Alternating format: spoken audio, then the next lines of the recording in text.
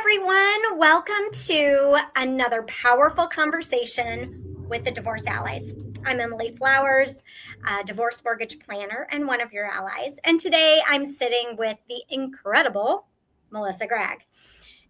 She's our go-to expert for navigating the DIY divorce process.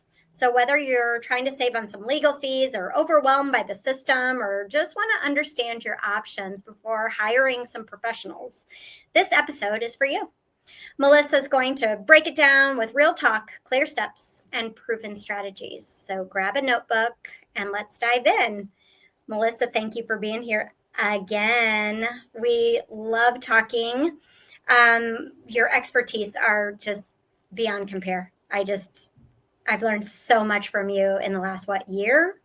Something like that now? Yeah. So I'm so happy. So let's start with the big one. Why would someone even consider doing their divorce on their own in the first place? Is this about saving money or is there more to it? It's kind of intimidating. Well, and I think the term DIY divorce is not necessarily a term that we love, but in being in the Divorce Allies, we know that what we're trying to create is a place that can educate people in what can they do for themselves as opposed to paying their lawyer or their expert or other professionals. And quite frankly, most people feel like they are out of control. Like not only are they not in control of their own divorce situation, but they don't have the capacity to control their experts or their lawyers. And even when the bills start piling up and the lawyers start charging $5,000 a month and your experts start charging $1,500, $2,000 a month, and you didn't have the money to start out with because you didn't anticipate, you thought maybe you could pay that 5 or 10,000 and it would be all done. I think that that's where going into a DIY divorce, it's not a thing, right? Like DIY divorce doesn't necessarily exist other than every state allows you as a couple or as an individual to file these forms and paperwork through the system in some capacity. We just believe we need to hire professionals to do it because it's not that easy, right? Like the system isn't making it easy for you to find the forms, to file the forms. We've helped numerous people try to file forms. Yeah. And they get rejected. Or, like yesterday I had a client that was like, help me fill out this, basically a budget, which is a form that has to be submitted to the court, and it's the income and expenses. And they were like, oh my gosh, I don't know how to do this. I put it into ChatGPT. I was doing my research and I looked at it and I was like, oh, it's easy. And they're like, oh my gosh, no, it's not easy. This is not easy at all. So I think that this concept today is just to kind of say, hey, there is a possibility, there is hope that you can do some of these pieces on your own, but it's being mindful of how far can ChatGPT take it? How far can an expert take it? How far can you take it? So it's really first researching what are the possibilities, and then determining what capability do you have personally to do it. So the Divorce Allies is like a group that we're just giving you lots and lots and lots of information. We're talking to you about how to file the forms, how to fill out the disclosures, how to get prepared for a deposition, how to make a settlement offer. All of these things you might have to champion and then do some of it. Like you think that somebody's spending money on marital waste claims, you could spend $10,000 having an expert. And yesterday I talked to a client that had a $2 million waste claim. And they had an expert that they spent a ton of money trying to get, and they went into mediation. And within 30 minutes of the mediation, the mediator was like, well, we're just going to ignore that waste claim. And she's like, well, what do you mean? Like I put it, and the attorney's like, yeah. Take off all that simple stuff. Just put the basic stuff. So it was still $1 million. And they're like, yeah, we're just going to like, that's going to be just unfounded. Like, let's deal with everything else. And then we'll consider that at the end. And I don't think that that is what people are hearing out there. They're hearing, oh, I'm going to calculate all of these numbers, and the system is so fair that they're going to take these numbers and it is the truth. And they're going to take the truth and they're going to make a good decision on it. And that's not actually what's happening. Yeah. So I think the DIY part is, how do you maybe do some of that work so that you can see if you have an issue, see if the parties are going to be responsive to that issue, or your attorney is responsive to the issue, and then decide whether you hire experts to get prepared for some sort of official capacity. Yeah. Again, a lot of people think it's super intimidating.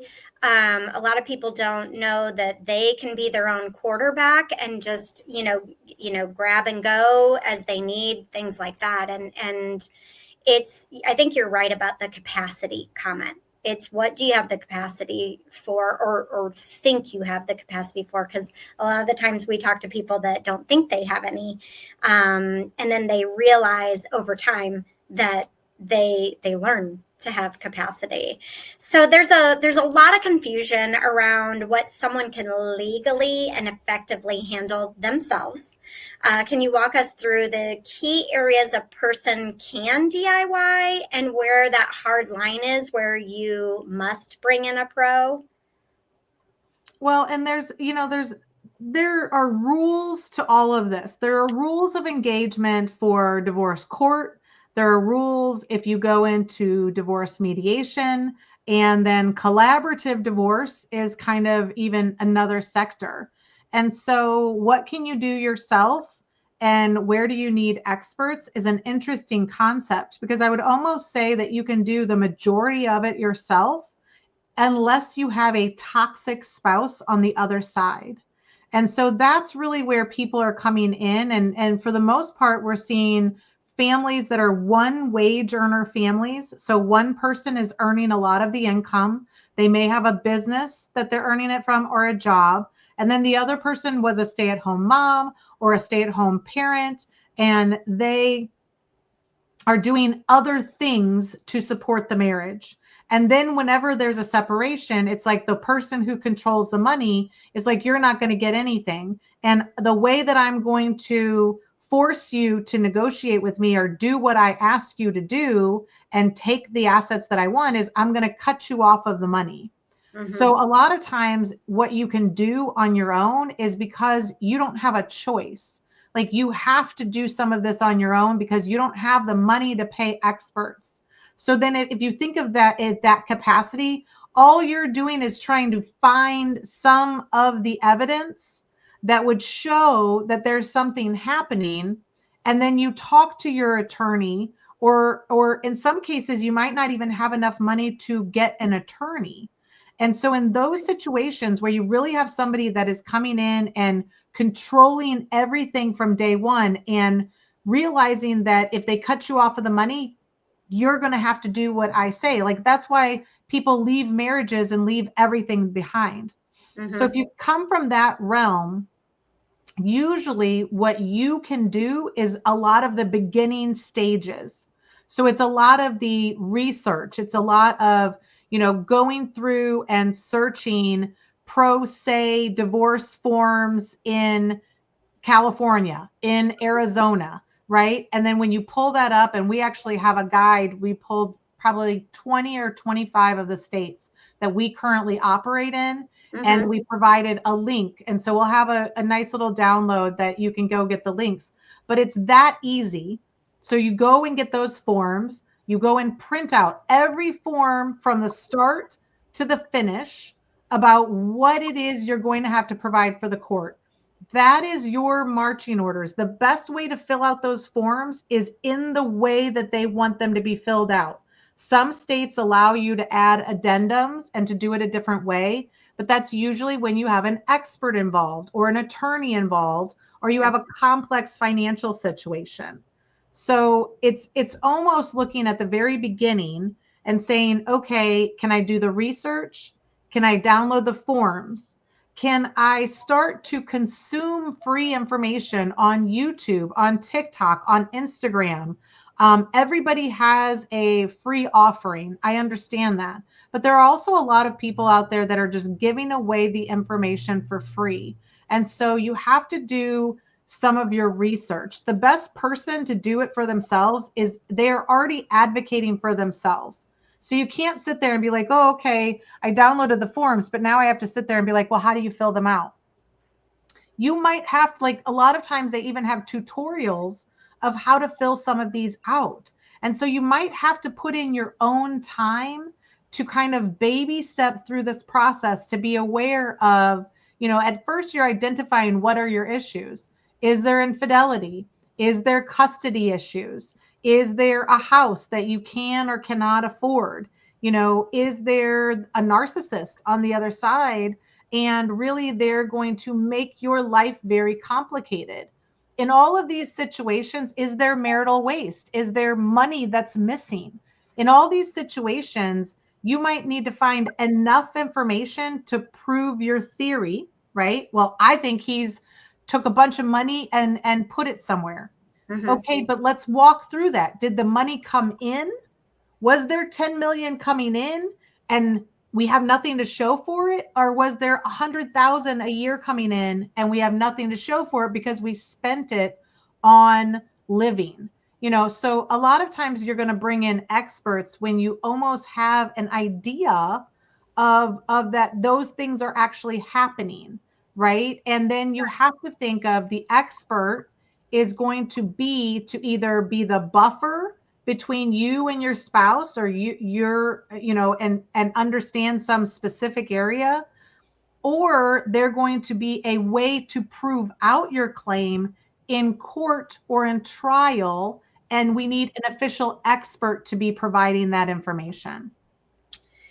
Yeah, it's funny. I've looked online. I'm in the state of Illinois, and I looked online just to help a client with, the divorce papers and stuff, and it can be kind of intimidating there too, because it said something like you're going to need to basically learn the law in order to represent yourself. It really said that on their website. I was like, wow, that somebody doesn't want you to represent yourself here, but I guess you have to have the wherewithal to just kind of, push forward. And there's a few things that you can do, on your own. Like we've all said, ChatGPT can kind of explain maybe one line to you that you're having trouble with, or a YouTube video. There's tons of YouTube videos out there that can tell you how to do anything. I think I fixed my garbage disposal I know nothing about,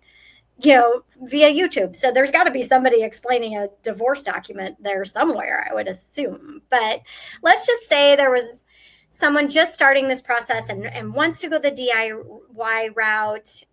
What should their first step be if they want to avoid common mistakes? Now, we know that it's going to the state website and drawing up those forms. We know that in the mortgage world, what am I going to tell you? Go pull your credit report, the one time a year, annualcreditreport.com. Take a look. If you don't understand it, ChatGPT or YouTube can kind of explain the credit report to you too, if you don't have an expert. So what about you? What are the first smart steps of a DIY divorce besides those that we talked about? Let's say you do some research and you realize, oh my gosh, this is a huge process and I don't really understand what these forms say. And I don't really understand how to put together a budget, because I get a lot of people that are like, well, if I haven't paid the bills, I don't know what the expenses are. I don't know where our accounts are. I don't know what the values are because I can't get the statements. So what you have to realize from the very beginning is that a DIY divorce just means that there is a spectrum of, it's not, I'm going to represent myself or I'm going to hire an attorney and do everything for me. There's a whole host of a spectrum between those two places. And so a lot of times what people may not understand is, even as an attorney, you could maybe hire a limited scope attorney that is there to answer your questions that are legally based. And maybe you're only meeting with them for an hour every week. And we do a lot of like scheduled meetings over time. So if you figure like 1 hour a week for 4 weeks, that might cost you $1,000 a month. Okay. If they're just a reasonable 250, if they're 400, that's 12, $1,600 a month. So just those 1 hour a week could cost you over $1,000 a month. So, but what that does is it creates it so that you're collecting all of the questions that you have over that week. You're not every other second emailing them or texting them. You are then coming to that one meeting and it's all the legal questions that you have. And at the beginning, you may not know the difference between legal questions and financial questions. So it's really creating it that you are in charge of coordinating everyone. But that they're also, in some states, you could hire a paralegal. In some states, you can hire a legal advocate. Okay. Not all states do you have to have a lawyer, but you need maybe somebody that understands the legal issues in your state that have to do with child custody, child support payments, maintenance, alimony, or spousal support are typically also kind of a legal issue. And so in all times, think of it as a spectrum. At the beginning, you may not need as many people to be on the payroll to help you because you're doing some of it on your own, but you might need to, talk to those people like once a week or once every other week, right? Just to know like where, and again, if you can ask them those questions, you might want to ask chat first. You might want to ask Google first and then go like, hey, am I right in my thinking? And so it's really just having a clear, and sometimes those are called limited scope. Limited scope could be a professional or an attorney. And so you can get the help you need. You don't have to do this all by yourself. There's also pro se advocates that would help you represent yourself if that's what's needed. But we're not really advocating to do this in any way. We're saying that there are options that you could do this in a lower cost manner, but you are going to have to get smarter around the process and do research and understand where they fit in and understand that they're not going to come in and save the day. They're really going to be like, okay, I'm going to answer your questions and now you go fill out that form. And if you need some assistance, sometimes a lawyer could have a paralegal that would work with you at a lower rate. And so that you might need them to like literally be walking you through. We've done that. You and I have done that with people where we're, okay, let's pull up the form. Let's enter the information and let's go from there. So it's finding the right person for the right task. And that's really the first parts of DIY is to know that it may not be all on your own, but it may be that you are not expecting any expert or attorney to save the day and do everything, because that's going to cost a lot of money if they are the champion and they are putting all the work in. Exactly. I love the analogy of the spectrum, just because you're right. We have a client, you and I together, and she utilizes her attorney only when there is a legal thing that she needs to get answered or she needs done in that part of the system. And most of the time, you and I, in this particular case, we're dealing with the financial of all. It's been a little hectic because she had some experts and it wasn't exactly the way it was supposed to be. So we kind of came in and we were like, okay, so we kind of got the finances in order. And then it was like, well, you could ask your attorney for this sort of thing or that sort of thing. And she was like, oh, okay, I have a retainer. I've just been trying to utilize it wisely. Because what people don't understand is every time they email their attorney, every time they call and ask them a question, there is a charge to that. I had a couple fighting over $4. And the email that was sent to fight over the $4 was $150. I was like, why? This is a gross, use of resources. So crazy. So sometimes DIY starts out really strong. You get really, gung ho and you're trying to, get it all together. And then maybe emotions get sparked or paperwork gets overwhelming, curveballs hit. What are some practical ways to stay in control throughout the entire process? So I think staying in control, control is a kind of an interesting word. So when you're hiring experts and attorneys or anybody in this process, they're not going to want to be controlled. And so a lot of times what you are is almost like a team leader, right? Like this is your case. This is the most important to you. And so how do you keep your team on track? And that's where, again, I think that weekly or every other week meetings are going to keep you very focused.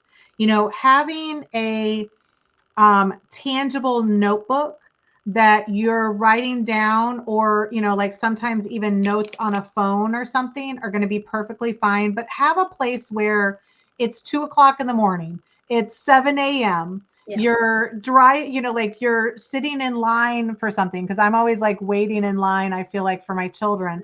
Like you're just sitting there and you're like, oh my gosh, well, what about this? What? And like you get into this kind of like, write it down, write the question down, do some research to see if you can figure out the answers. Because even if you have a question and there's 3 possible answers, right?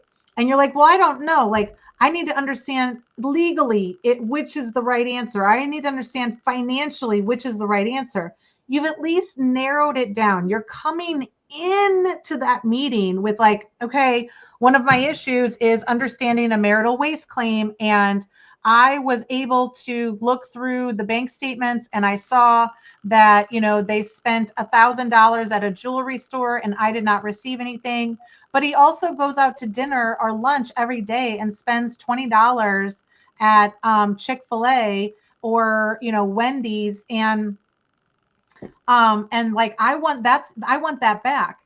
You then have the attorney or the financial expert that's going to say, oh, okay, well, one of the things that we may consider in doing this marital waste claim is we're going to only look at things that are $500 or more.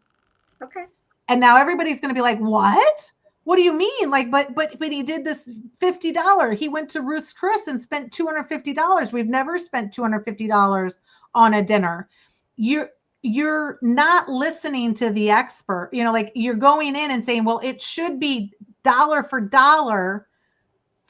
Like I should get that back. And the experts are saying, well, actually, that should be how the world works, but that's not how the corrupt court system works. And for the most part, those marital waste claims could be ignored. Mm-hmm. Okay, well, now you can decide, here's a perspective. I have another perspective over here that's like, okay, well, let's look at all the things that are $500 or $1,000 or more. Let's get a short list together of these things that happen. And then we realize, oh, he only did it twice. He only did it 3 times. And so a lot of times you have to take the advice from your team or pressure test it on the outside with research.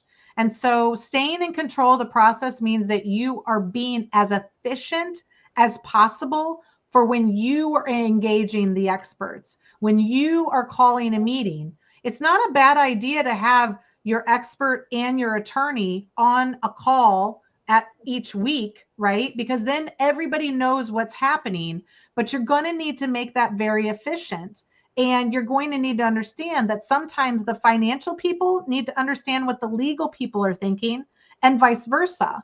Mm-hmm. And so, and you communicating it back and forth, thinking that you're going to save money, could actually create that you will do things that are not in the best interest of your case and moving it forward. So a lot of times it's not necessarily staying in control of the process or controlling these people. It's really maintaining that, at the beginning of the meeting, you're like, okay, let me just, remind everybody that the last meeting we talked about this, this, and that. Bobby, did you bring those legal documents? Sally, did you bring the financial documents? And you're almost like this. And a lot of people, that's what they're good at. They're coordinating, they're organizing, they're sending out. I mean, that would be crazy. I've never had a client do it, but like, what if you sent out an agenda to your team and said, what are we doing? Well, you need to know that if you send that agenda to the expert, that's a discoverable thing, and you can only send it to your attorney. So there's a whole bunch of landmines that you can get into by staying in control. But if you keep your stuff efficient and you document it at the beginning of that meeting, you could have 2 minutes where you summarize everything. And then you say, you know what, I like this. An old boss mentor used to do this, and I thought it was great. It would be a success at this meeting, at the end of this meeting, if we have accomplished this, this, and this. Does anybody else have any things that we should accomplish? And so you're setting it up that you're just like an efficiency guru, and you are coming prepared. That usually means you have to come prepared with the questions, with the items that you have concern about, and have the right people in the room to discuss it. Yeah, I'm laughing because I'm the person with the agenda. I'm that person. I am. And so I would totally be there doing that. And I think, obviously at the Divorce Allies, we're talking to a bunch of women, and a lot of them are mothers. And that is what we do all darn day, is coordinate people and, put things together and organize things. That's what we do all day. And so think of it the same way. Well, and a lot of times what we think when we get into divorce is we think that the lawyer is controlling that, or we think the financial expert is controlling that. So we're coming to these meetings and we're just like, okay, so what are we going to do? And they're like, well, do you have any questions? Like what, like maybe nothing's happening in your case. Like the other unfortunate part is it could be months before anything really happens in your case. And so if you're not prepping that settlement offer, if you're not prepping those forms that need to be filled out, if you're not looking at the documents that you have and saying, okay, well, I found actually 10 situations that are above $1,000 that I don't know where that money is. I don't know what it's spent on. That's a real easy thing to send over to the other side and say, hey, could you please clarify where these 10 expenses, like where that money went? What does that do to the other side? It's like, oh gosh, wait, they're doing a lot of work. They've reviewed all this information to find these 10 scenarios. And then that attorney's going to their client and saying, wait, did you go and buy something for $1,000 at the jewelry store? Oh yeah. Oh, how'd they find that? Oh, did you go and spend this and take a trip somewhere with your girlfriend? Oh yeah. How'd they find that? Well, you might have seen it on Facebook that somebody posted, like whatever, like you're going to be the super sleuth, but you also need to be like, okay, I see some of this evidence. Is it tangible? How are we going to go? So you're directing everybody, but understand your own limitations as well. I love that. I do. It's brilliant. All right. So we talk a lot about empowerment, but let's be honest, some situations are a little complex and risky to go it alone. So when is DIY maybe not the right call? Or again, since it's a spectrum, right? It's not that DIY isn't the right call. It's just that certain parts of it might not be the right call, right? Yeah. Well, and I think that a lot of people have to do, again, some DIY part of their divorce at the very beginning because they literally don't have access to money to hire anybody. And so they almost figure out that they can do some of these things because they have to. And we're just kind of coming to people and saying, hey, if you're thinking about divorce, you could easily do a lot of these things and save yourself money. By downloading the forms and starting to fill them out, you could save yourself $5,000. Like that could be the initial retainer that you pay somebody, and it's out the door immediately because they filled out the forms themselves because they gave you, typically they're not going to give you those forms. They're going to give you their like a checklist, and they're going to have you fill out the checklist, and then they take the checklist information and insert it into the forms and you're going to pay for that at like $400 an hour. So DIY isn't a safe choice when you are not safe.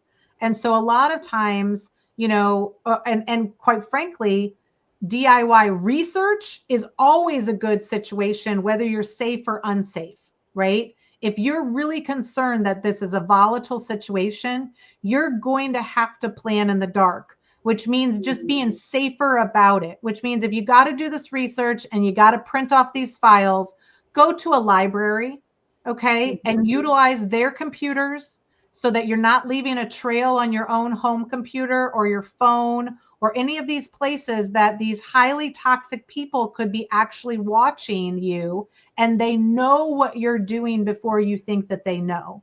So that's what's going to create maybe an unsafe environment. If there's domestic violence, if there are other things at play, a lot of times this is also where they're financially not in control as well. So go to a library, use their computers, print up the information or upload it to a secure place so that you can review it. Make it a point to be going to the library more often, even if you have children, for the circle, like let the kids go into the reading circle and you're over here planning and getting your ducks in a row. And it's never an unsafe choice. It's just if you don't have the mental bandwidth or the capabilities and you have the money, then you might want to spend the money to hire somebody to do some of these things. But if you hire them at like just to do everything, it's going to be costly. And I don't think people understand that $20,000 or $40,000 or $50,000 to spend on a divorce is not costly.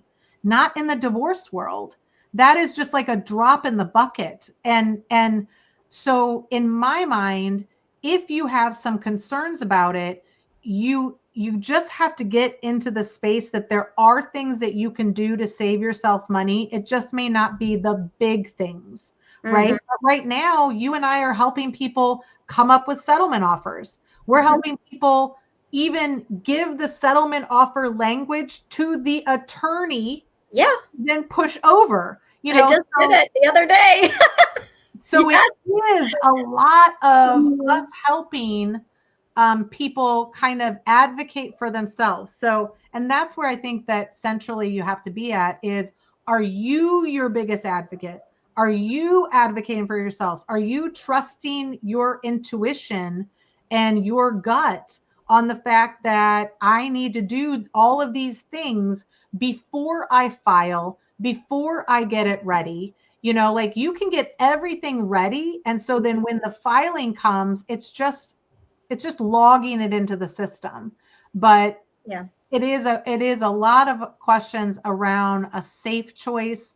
A lot of times people could get bullied, or a lot of times your spouse might like you to not hire anybody because they want to kind of trick you with the numbers. And so even if you don't have an attorney, you still might want to have a financial person, because a lot of times they'll say, you know what, we can do this together. You don't need an attorney. I will help you. And here's the numbers. Are you good with it? So sometimes you could just hire an attorney or an expert to review what the other person. It means that you're acquiescing to your spouse because it's a safe place to let them continue forward. And then when they've moved it forward, you could then hire somebody to just review it. And they might be okay with that as well, because it's less costly to review it and give you some suggestions for changes. Absolutely.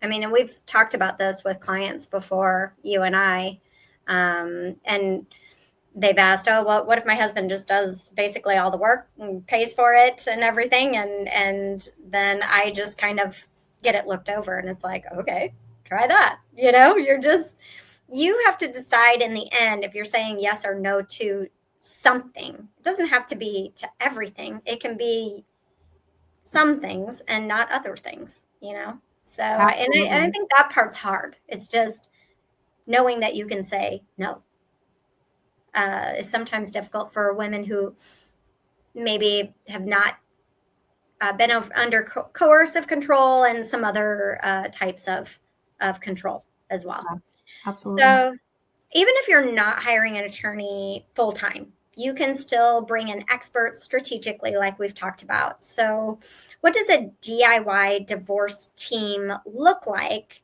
And how can someone affordably assemble one? And I know you're going to talk about maybe different aspects that you pull in. So it kind of is going to depend upon the scenario. But I still think it's there's a possibility for all kinds of the teammates that you can have. Yeah. So initially you kind of have to figure out when you're building your team, do you have a simple divorce or do you have a complex divorce? Mm-hmm. Okay. And it can be emotionally complex, it could be financially complex, or it can be legally complex. Okay. And so if you have some complexity, you have to hire a team at the highest level of complexity.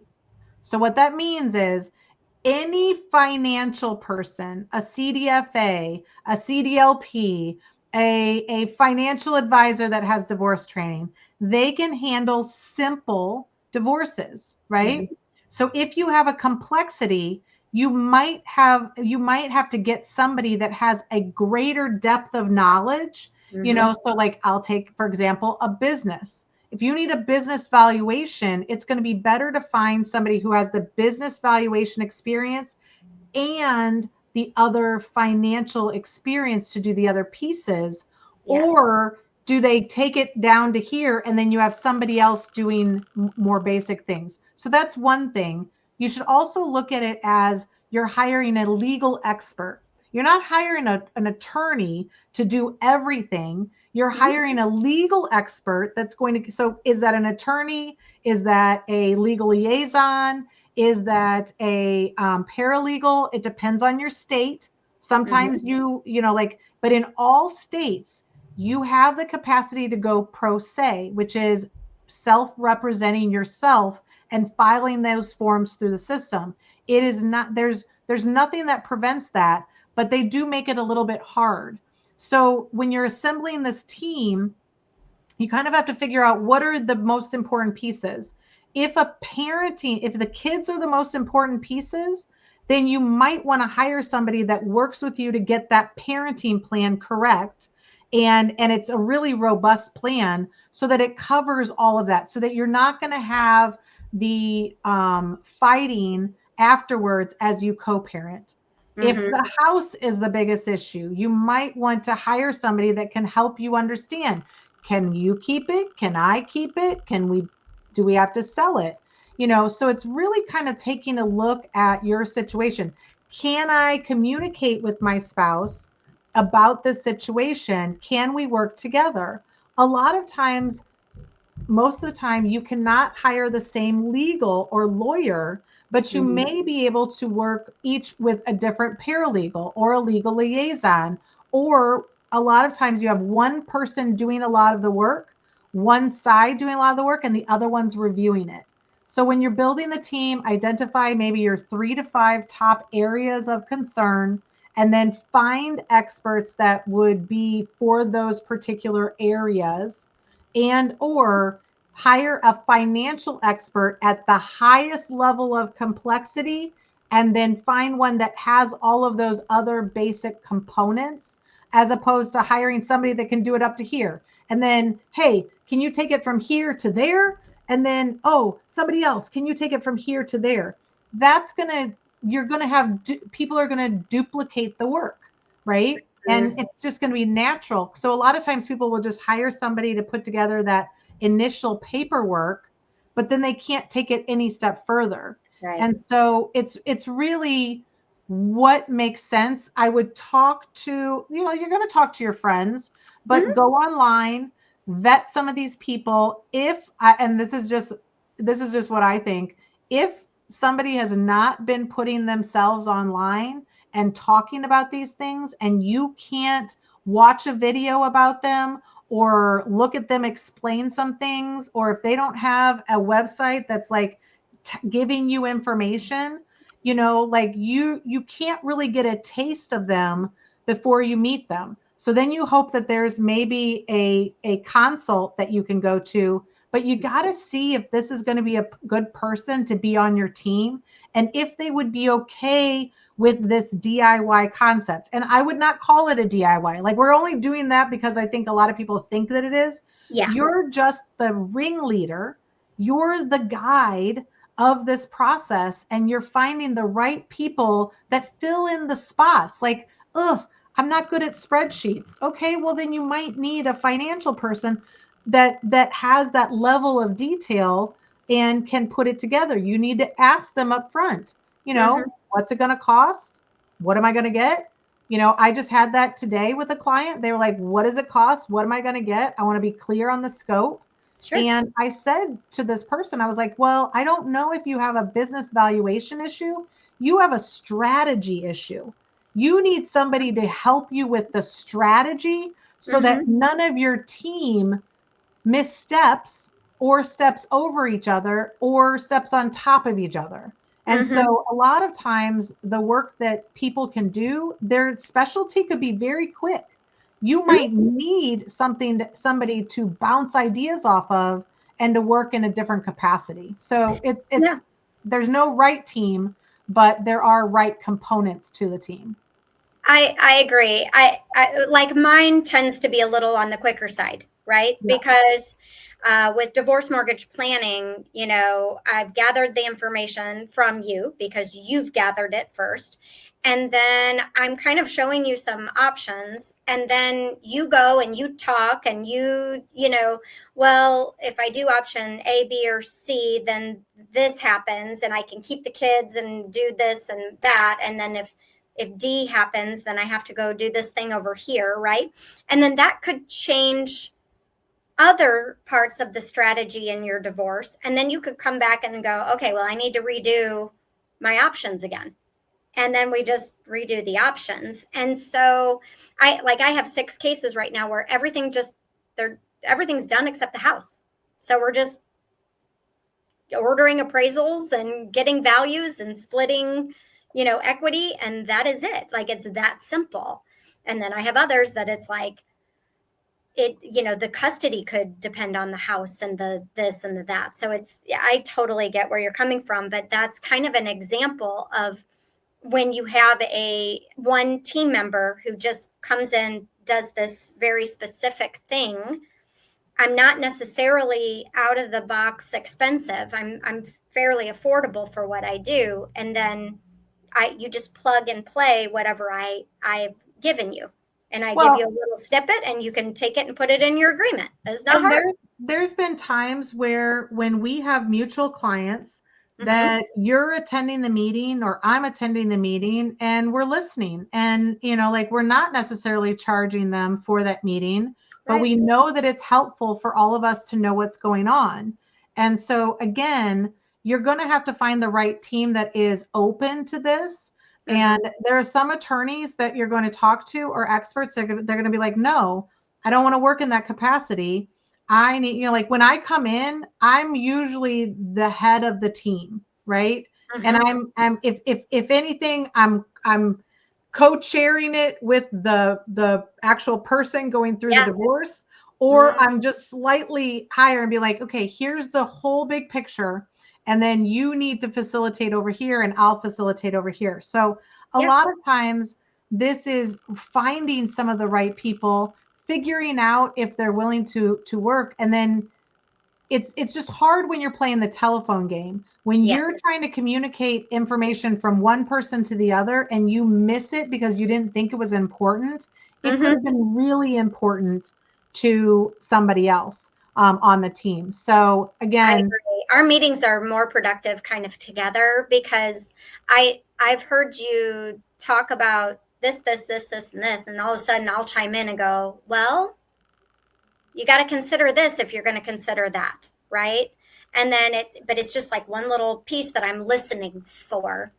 The rest of it isn't about me, right? It's just one little plug and play. Well, if you're going to do that, then we just need to hold this piece, this little question, and we need to put it in where it goes later, right? So I love that. I have learned so much today. As always, I mean, I can't remember a time where I haven't, but here's a few points that I think are really important for our audience to take away with them from today's conversation, right? So why DIY? Because you could save some money, you could avoid some chaos in the courtroom or maybe outside of the courtroom, and you could stay in the driver's seat of your own process.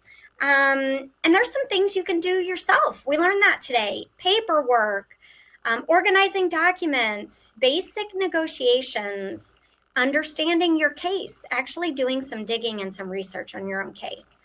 When do we call in pros? When we have complex situations, complex parenting issues, abuse, complex assets, businesses, things like that. Smart ways to start. Always get a checklist. We have those for you. Get organized. We can help you. And learn what your state requires.